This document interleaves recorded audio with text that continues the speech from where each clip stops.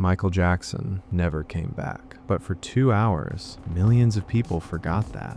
That's the strange part about Jaafar Jackson's performance. The greatest compliment wasn't, "You're an amazing actor." It was, "For a second, I thought I was watching Michael." If you remember Itachi's story from Naruto, you already know how terrifying that idea is. Because Itachi wasn't remembered as Itachi, he was remembered as a villain.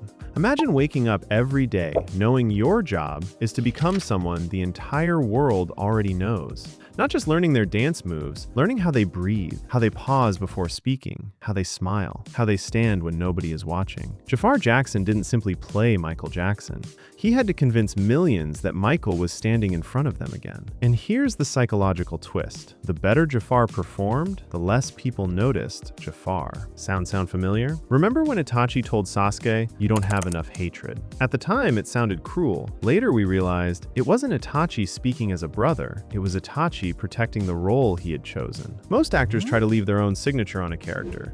Jaafar had to do the opposite. He had to erase his own signature. That's much harder than it sounds. Psychologists call this role identity. When you spend enough time performing a role, your brain slowly starts adapting to it. Athletes experience it. Military personnel experience it. Actors experience it. The role slowly becomes automatic. But here's the danger.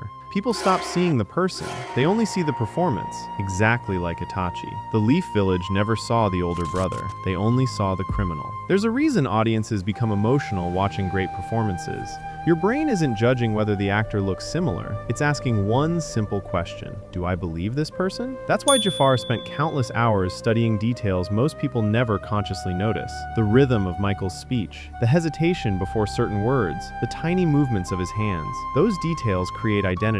Not the costume, not the makeup. Identity lives inside behavior. Just like Itachi. Think back to the forehead poke. Throughout Naruto, it looked like a cold habit. Only later did we realize it was always love hidden inside a role. The behavior stayed the same, its meaning completely changed. Here's what's fascinating. This isn't only about actors. You probably do this too. Maybe you're the funny friend. Maybe you're the responsible sibling. Maybe everyone knows you as the quiet one. Eventually, people stop asking who you really are. They expect the character they've always known. And without realizing it, you start protecting that character, even when you're exhausted, even when it isn't really you anymore. That's why Itachi never corrected people's opinions. The role had become more important than his reputation. Jaafar's situation is different, but the psychological pattern is surprisingly similar. Neither story asks, can you become someone else? The real question is, can you become someone else without forgetting yourself? That's a much harder question, because the audience wanted Michael, not Jaafar. The village wanted a villain, not Itachi. In both stories, the real person quietly disappeared behind the image everyone needed to believe. So what's the lesson? Roles aren't the enemy.